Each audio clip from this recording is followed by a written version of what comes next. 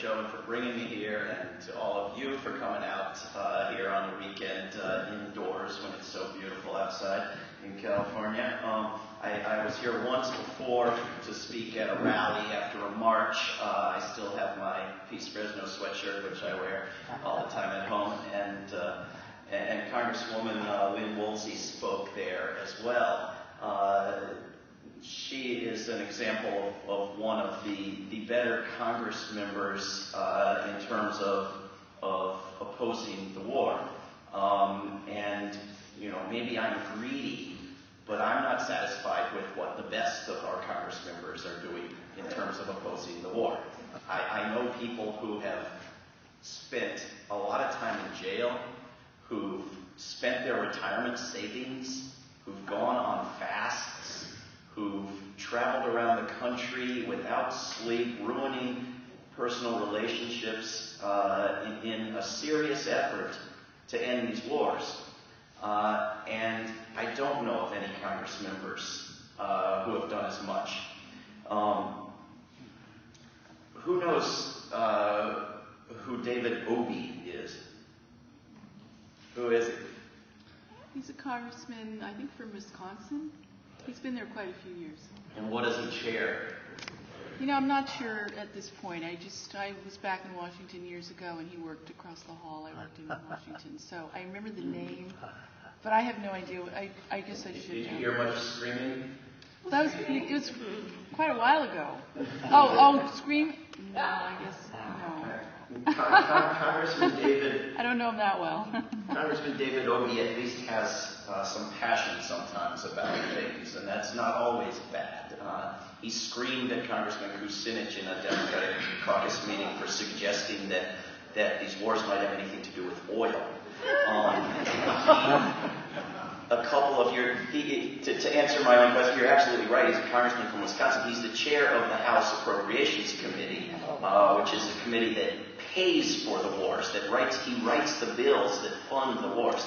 A couple of years ago, a friend of mine, a woman whose son had been to Iraq twice at that point, was scheduled to go a third time, had attempted suicide a number of times since his second deployment, and whom the VA was refusing to help in any way. She approached David Obey in the hallways in Congress, maybe outside of your old place of business, and another young man had a video camera that I don't think Congressman Obey knew about. And she asked him, why do people like you, who say you oppose these wars, insist on funding them? And he screamed at her. And he denounced idiot liberals who believe that when you oppose a war, you shouldn't fund it, because he was going to end the war in 2007 by funding it. You know, how'd that work out for you? And we got the video and we put it on YouTube and we gave it to CNN and MSNBC. They loved that idiot liberals line, you know, and they played it over and over again. Well, this past October, as we were going into year 9 in Afghanistan, a bunch of us went to the White House. I wanted to go to the House of Representatives. Everybody else wanted to go to the White House, so we went to the White House. And we said, you know, maybe a 9th year wouldn't be such a great idea. You know, we've had 8. We haven't even visualized what success would look like. How is the 9th year going to do it for us? And they were inside the fence at the White House having a press conference about health care and had excluded anyone who would mention single-payer health care. So all the doctors were outside with us saying, you know, maybe these guys are right. End the war, take that money, give us single-payer health care, keep the change, it'll be in the trillions. And so they arrested us all, and you know, because we thought you might have the Bill of Rights, even if there were more than 25 of you, but you don't. If you're near the White House and there's more than 25 of you, you don't have any rights. And so the next day, the leaders of the 2 main institutions of our government went to the White House. That is to say, the leaders of the 2 parties, which have replaced the 3 branches that we teach children about.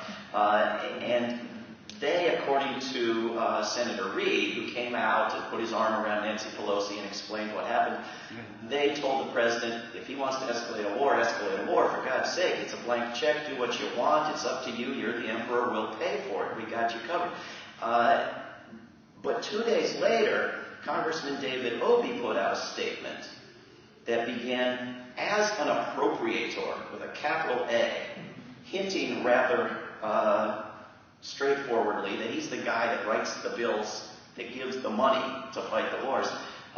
He now began to talk as if he's joining the idiot liberals. Rather than, once a war has begun, it must be continued indefinitely or we aren't supporting the troops and we're committing treason, which was his line up through the last month. He's now talking as if supporting the troops means thinking very hard about whether to spend more money to send them to kill and die for no good reason. And this was a wonderful statement that has to be encouraged. And so every time you contact your local Congress member, I would say place a phone call to David Obey as well, which is spelled rather ironically just like the word obey, and encourage him to not put our money where his mouth isn't, and to not fund the thing. Well, day before yesterday now, I can't keep it straight, Congressman Obey, together with Congressman Murtha and a couple of others, put in a bill that says if we're going to keep fighting these wars, we're going to have a new tax to pay for them. Because we're having, just as he said in his statement in October, we have this debate over health care where the top moral priority is to not spend any money, to make it revenue neutral, to figure out where the money's coming from. But when it comes to killing people, we aren't even allowed to talk about the money. It's just trillions after trillions. So we're going to have a tax, a war tax, which is something that only radical idiot liberals have ever mentioned before this week. Excuse me. So sounds like a good thing, right? Sounds like progress to put in a bill like that. But there's a downside, I think. There's a shortcoming. We also have a bill from Congressman McGovern that says we need an exit plan for Afghanistan. We've got well over 100 co-sponsors in the House. And if you could fantasize about this passing the Senate and then the president actually signing it, the result could be, we're going to get out in 85 years by relocating to Thailand. I mean, it could be anything, right? There's another bill. Congresswoman Barbara Lee has a bill. She's going to do a press conference in Oakland on Monday about this. I encourage you to attend and ask appropriate questions. She has a bill that says we're not going to fund an escalation in Afghanistan. That is to say, any more money that's needed to escalate the troops there cannot be appropriated. And you could almost imagine that passing the House. You have to be into some serious drugs to imagine that getting through the Senate. And then to fantasize about the president signing it, if he wants the money, to sign something that says he can't have the money, and to refrain from putting a signing statement on there, which, yes, the current president does, as well as the previous. It's lunacy, which is not to say that this is all counterproductive or dishonest. I mean, it helps to build the dialogue, it helps to shift the debate, it creates measures that could be put in as amendments in other bigger bills and so forth. But Congressman Murtha and Obey and gang, who put in this bill yesterday, were quite open about the fact that they have no intention of passing it. Day before yesterday, it's to send a message, right? They're not going to whip their colleagues to sign on to it. They're not going to smoke whatever you have to smoke to imagine it could pass the Senate. It's to send a message, and the message is, hey, everybody, did you know that all of this war money is money, and it has to come from somewhere, and we have to pay for it, or our grandchildren will have to pay for it. It's a deadly important message. But Congress members think of themselves as people who send messages, as people who talk, as people who chatter, as courtiers to a royal court who advise, but not as people who ever do anything, do things. And the better Congress members are the ones who say the better things. The worst Congress members are the ones who say the worst things. But none of them ever do a goddamn thing, if you'll excuse me. Sorry to the unit. I think a Unitarian executive would be a drastic improvement over a Unitarian executive. I appreciate the Unitarian Church for hosting at least a half dozen of these events I've done. So what do I mean by do something? Well, I mean what I would like to see Congresswoman Lee say at the press conference on Monday is, in June, 32 Democrats and 2 or 3 Republicans voted no on the war money because they opposed the wars enough to vote no on funding them. And I'm collecting those names on a public list as committed to voting against the next bill to put money into these wars. And we're going to whip our colleagues, we're going to organize our colleagues to sign on to this list, and this is what we want you, the people of this country, to go to your Congress members and ask of them, will they commit to voting no on any bills that fund these wars? Because to block a bill, you don't need 2 houses or a president. You only need 1. If the House blocks the money, the Senate and the President can do whatever they want, but they can't fight wars that cost money. And so there's a value in pursuing a strategy that looks harder at first, but that actually, in the long run, is the easiest way to actually end these wars that we have any control over. Certainly the President could decide to end the wars tomorrow, but we don't have much of a way of influencing that. So I think that this contrast between talking and doing has to be something that we keep in our minds. I got an email from Congressman Alan Grayson a couple weeks ago that said, Dick Cheney is still on the loose. Dick Cheney's not behind bars. Hold Dick Cheney accountable, send me money. And I got excited. And I contacted his campaign. I said, are you going to do something to hold Dick Cheney accountable? I got 18 ideas. Can you wait till I sell my house because I can put in some, And you know what he was going to do? Go on TV and call Dick Cheney a vampire. Which, if you'll forgive me, has no teeth to it. I can go on TV and call Dick Cheney a vampire. Congress members are supposed to do things, not just say things. Now, Congressman Grayson says a lot better things than most of the Congress members. And if you want to pay for that, pay for that. He brought in over $500,000 that day from people who were delighted that he says good things. And he also does do some good things, many more than anybody else. And this bill that made it through the House Finance Committee yesterday that he's been pushing, it has more Republicans on it than Democrats, has over 300 co-sponsors, to just let the Congress see what the Fed does with our money. God forbid Congress should control our money as the Constitution demands. Just audit the Fed. That's a good thing. That's something he's done. But a lot of what he does is talk, and a lot of the talk is this pretense that the Republicans are relevant. And I'm sorry, sir, we're ahead of you. We voted them out of power. They're not relevant. We actually need the Democrats to do something with the power we've given them.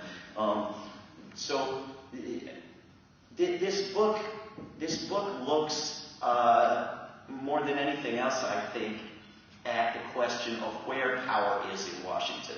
Because Congress doesn't want power anymore. That's what's unique about this age. And the President does, and that's normal. That's been the case for 225 years or so. But the President now has vastly more power than the President had 8 years ago. It's been dramatically advanced. And the biggest impact of these years is going to be that legacy of where the power is, assuming that we're going to have more presidents in the future, assuming that this country is going to last for a while. Much more significant than any particular bill we pass or war we wage is where power ends up and who has the power to do what in the coming decades.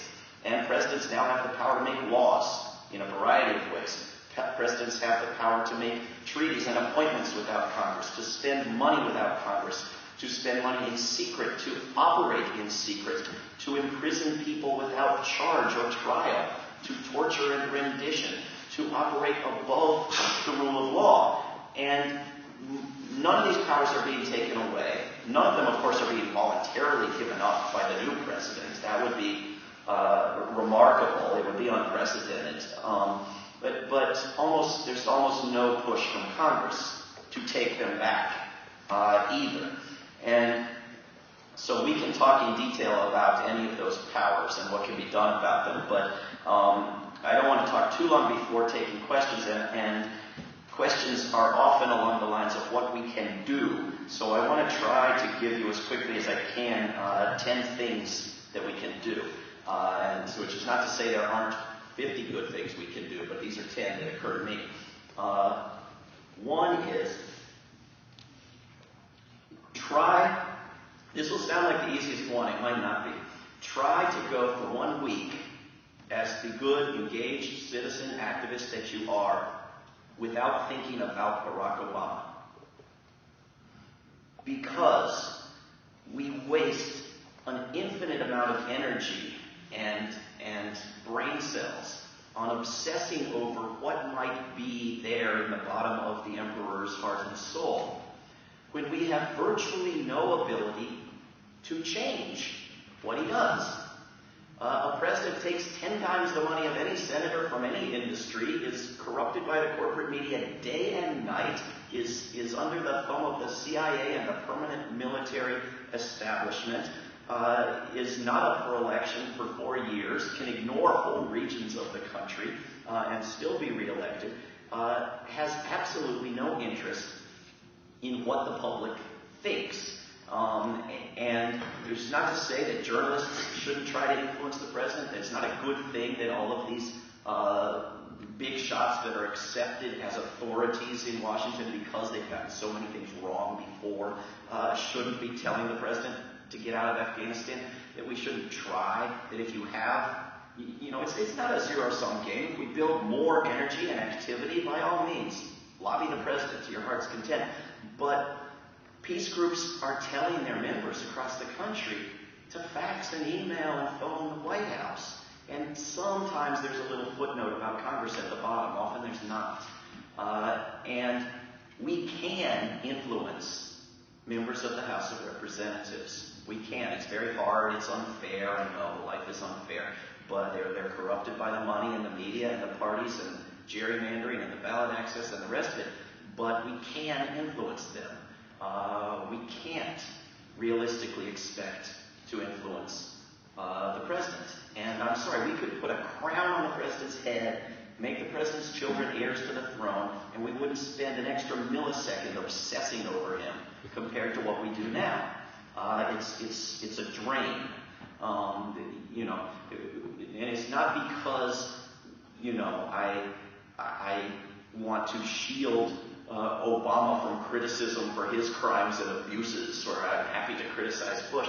No, when we used to criticize Bush, we didn't imagine that he was going to listen to us. We protested outside the White House, but we didn't call the White House. We didn't go to meetings at the White House. We didn't say, "Can you listen to us, please?" We didn't have that fantasy. Number 2, restore the checking powers that Congress has. These are the powers of impeachment and subpoena. And without these powers, the other branches don't have to listen to the Congress. When Alberto Gonzalez Quiven left, he had been subpoenaed and brought in on both sides of the Hill, and a Congress member had put in a 1-sentence piece of legislation that said, the House Judiciary Committee shall consider whether Alberto Gonzalez has committed impeachable offenses. And co-sponsor after co-sponsor was signing on, and he was told to quit and leave. They didn't want an impeachment hearing. It's a privileged hearing. You can't say no. They asked for the videos and the photos that illiterate Americans have to see before they get up in arms about torture, and they have to turn it over. They didn't want an impeachment hearing. They didn't want members of this crime syndicate squealing on each other. They didn't want to open that can of worms. There is no reason that a Congress member couldn't put in a one-sentence bill with the words J. Bybee in there instead of Alberto Gonzalez. J. Bybee, B-Y-B-E-E, Bybee, impeachbybee.org. J. Bybee, who not only wrote custom personalized torture memos for lucky individuals, but a memo legalizing aggressive war at the whim of any future president, which is still sitting there as a secret law that's just not secret anymore. J. Bybee, who signed these memos in order to be nominated to be a judge, and who was nominated and who is a judge, and who sits in a court in San Francisco and other cities on the West Coast for life. A case that could bring some penalty to his subordinate, John Yoo, for crimes for which he's not been indicted, has now been appealed to a court on which J. Bybee sits. He should not be there. When these torture memos came out in April, every human rights group, the entire nonprofit industrial complex of Washington that had fled from the idea of impeaching Bush said, impeach Bybee now. The New York Times said, impeach Bybee now. No ifs, ands, or buts. No preliminary investigation nonsense. Impeach him. Senator Leahy said, Mr. Bybee, I'm sorry to trouble you. If it wouldn't be any inconvenience, would you mind coming and talking to us in Washington? It's the United States Senate. You might have heard of it. It's a big white building. And J. Bybee told him to go chain himself. And he said, oh, I'm sorry I troubled you. And that was that. They spent the year of 2007 and the year of 2008 in which they had sworn not to impeach anyone, no matter if they roasted babies on the White House lawn, putting up a pretense of doing something else short of impeachment by subpoenaing people. They subpoenaed dozens of people. Congressman Waxman destroyed a forest with his polite requests, his semi-polite requests, his subpoenas, his polite requests when they ignore the subpoenas. It was all a charade because nobody complied with the subpoenas. Dick Cheney, Condi, all of them just said, no. If you or I don't comply with a subpoena, we go to jail. These people said no. So what do the congressional committees do? They ask the Justice Department to enforce subpoenas against employees of the Justice Department and members of the same crime family, and the Justice Department says no. So they say, well, we don't want to act as if we have the power to do anything, but what we'll do, we'll take you to court. We'll use that branch of government. So they take them to court, and they get a ruling, but still, nobody has complied with any subpoenas. With one exception of Karl Rove, who was allowed to testify in secret, not under oath, and so forth. They haven't reissued any of the subpoenas. And this year, they haven't subpoenaed anybody. Right? They spent 2007, 2008 holding hearings. The hearings would either reveal outrageous, unprecedented constitutional abuses and felonies, and then they'd all go home and have dinner, or the key witnesses wouldn't show up. Those were the two types of hearings they held, which Congressman Conyers had the gall to brag about in his opening speech at his pseudo-impeachment hearing last July, where they announced that they wouldn't impeach anybody no matter what they heard at the pseudo-impeachment hearing. And this Congress, they won't subpoena anyone because the new Justice Department won't enforce the subpoenas any more than the old one, and the congressional committees are afraid to enforce their own subpoenas, which they have the absolute, undisputed power to do. I'm going to try and speed it up, I think. Number 3, cut off the war money. Cut off the war money. That's the top demand. Stop talking about the escalation and talk about the war. We want the entire war ended, so of course we don't want it escalated. But our bottom line is do not escalate. The current level is okay, so the middle ground is a half an escalation. Did we learn nothing from healthcare? You demand what you really want and let the middle ground be somewhere in the middle rather than pre-compromising and self-censoring. But every single peace organization in this country is demanding opposition to the escalation, just as we do after every election in which we elect a new government to end a war. We debate an escalation. Stop that. Talk about the war, the entire war. We want it ended, and of course we don't want it escalated, and we want it ended by cutting off the money. And other steps short of that are good steps along the way. That's our top demand. Number 4, look carefully at this health care debate and think hard about what you want to say to Congress members, in particular Democrats, since the Republicans are all voting no regardless. Because even if you think that this bill is going to be better than nothing, which I don't, I think it's going to be far worse than nothing. It's going to be sold as health care reform. It's going to be put off until after the next presidential election. It's then going to fail to do any good, and then the failure is going to be attributed to the government's crazy socialistic attempt to reform health care. I think that is far worse than nothing. I think it's a bailout. I think it's corruption by major corporations in the sickness industry. But even if you disagree with me, I think it's significant that the 57 most progressive members of Congress said in July in a letter to Pelosi and the committee chairman, we will oppose a bill that's not as good as this minimum standard. And 55 of them turned around and voted for a bill that didn't measure up to their minimum standard. And the bill is going to come back now worsened by the Senate. And if it includes the abortion thing, you've got another several dozen Congress members who've said they'll vote no if that's in there. You've got another 16, you've got another at least a dozen who've committed on a website, Firedog Lake, to vote no on any bill that has opt-outs and things that it looks like a Senate bill will have. So we'll see what comes out of the Congress committee. And so, to my mind, it's significant that nobody ever listens to a thing the progressive members of Congress say, and nobody should, because they never mean it. A couple years ago, we had 90 of them say they would vote against war money, and at least 85 of them turn around and vote for it. Nobody ever pays any attention to them, meaning that every issue, every piece of legislation going forward, nobody has to pay any attention to them.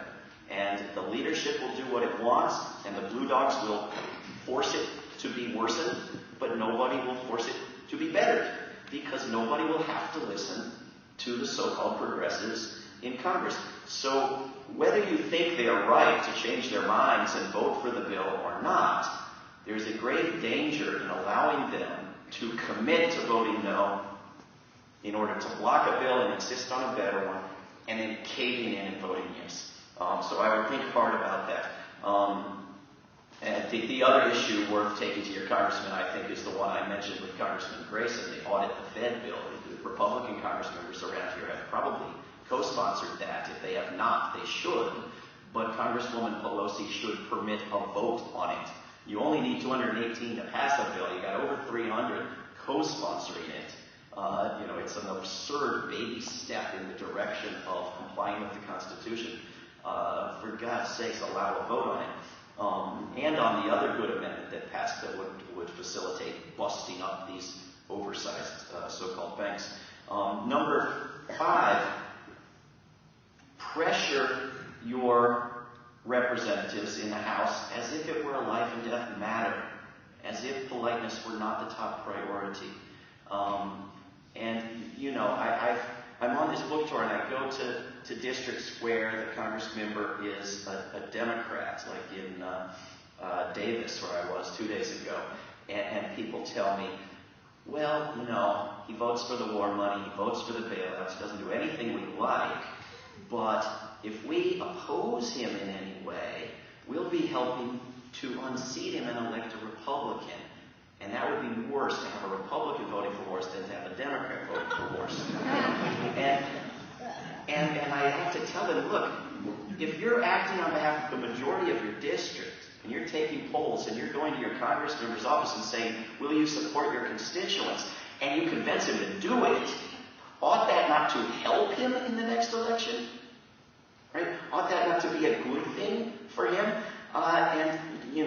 If you can't say anything because he's a Democrat, even though he's doing everything or almost everything you don't want, when can you say something?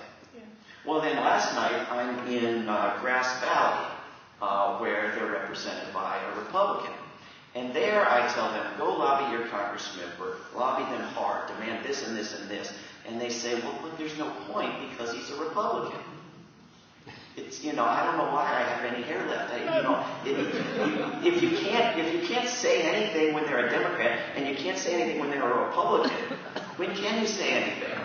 Right? Well, always. And our job begins the day after the election. We behaved for 10 months as if we had a coup. I know we were in the habit of having coups, but we didn't. We had an election.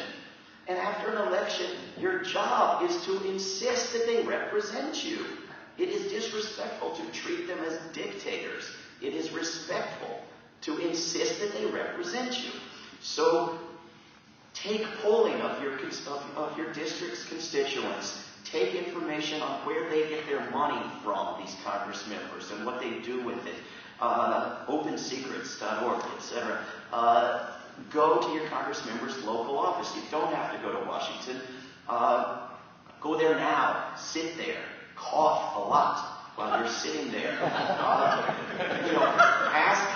Ask politely for a meeting. Ask impolitely for a meeting. Work on them through the local media. Pressure them.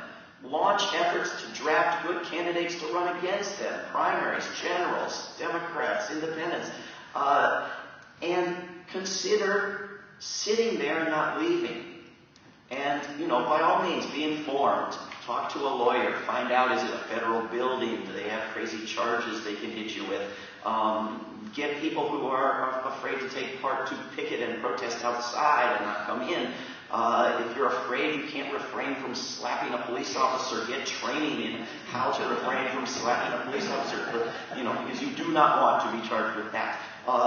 But it is not traumatic, it is not difficult, it is enjoyable to go and be arrested for a just cause. Doing such actions in solidarity with your neighbors is good for your health, according to numerous medical studies. And it's enjoyable. And this is life and death. These people are funding the slaughter of human beings who we don't see very much. They're far away. But that we can't sit in their office and shut their office down with phone calls. Sit in their office and call the media and be the media and bring cameras and phone people and tell them to get out front and protest, and phone people and tell them to tie up the phone lines of that office and the member's office in Washington, and make their life difficult at their office, at their home, at their public events, and reward them when they do something right, punish them when they don't do something right, and with the same person. The same person is likely to do good and bad things, and they're not with us or against us. They're not on our team or not on our team, and we don't care if they're accessible or friendly or have good intentions in the bottom of their heart. I'm sorry if it sounds unsympathetic, but I don't give a damn what's in the bottom of their heart. I care whether or not they're slaughtering thousands of people.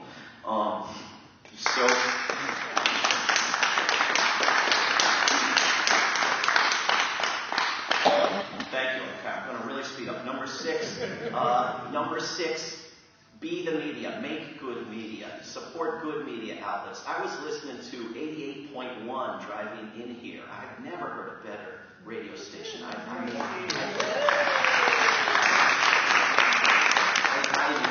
a lot of things listening to 88.1 for 15 miles.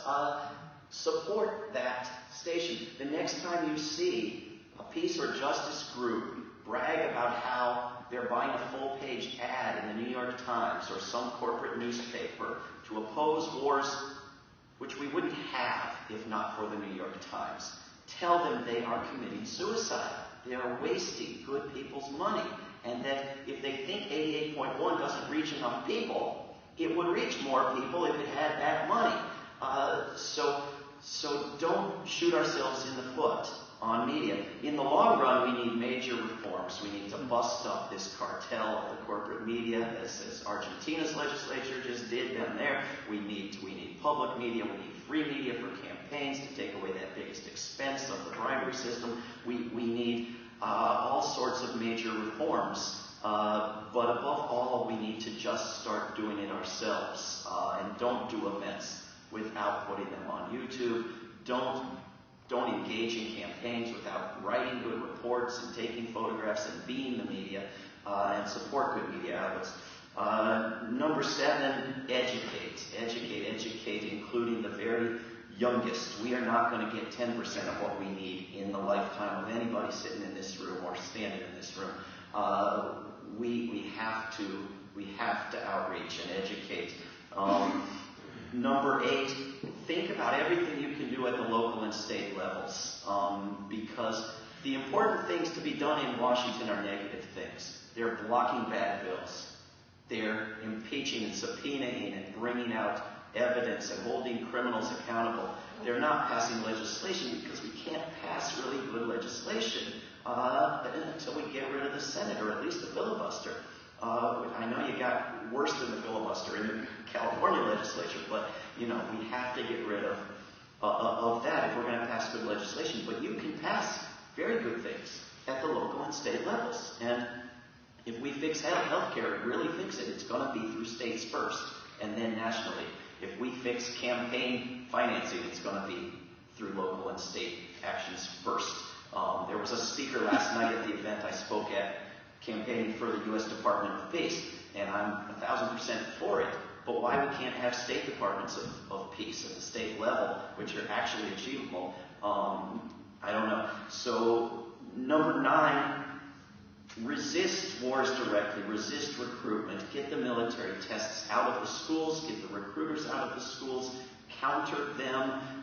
Don't let the Army open up video game halls in shopping malls. The people on the East Coast have done a very good job of generating bad press against this prototype in this shopping mall in Pennsylvania, and the Army says they may refrain from opening them around the country and may shut that one down.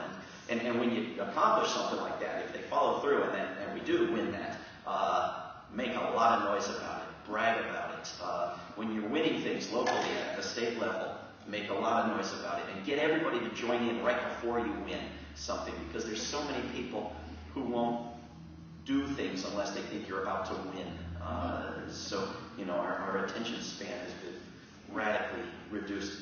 Number 10, come if you can to Washington, D.C. in the middle of March of next year, where we are going to attempt to nonviolently shut down the offices and the places of business of the military, industrial, congressional complex. And you can go to my website, afterdowningstreet.org, or go to a new website called peaceoftheaction.org, where peace is spelled P-E-A-C-E, peaceoftheaction.org. And as a side note, I would also add, come with me if you can to John Hughes' house tomorrow morning at 10 o'clock in Berkeley. Big party, everybody's invited. John's baking cookies, everybody. 10 o'clock tomorrow morning in Berkeley at John Hughes' house. Go to afterdowningstreet.org if you don't know the address or you can't find it by the stench of it.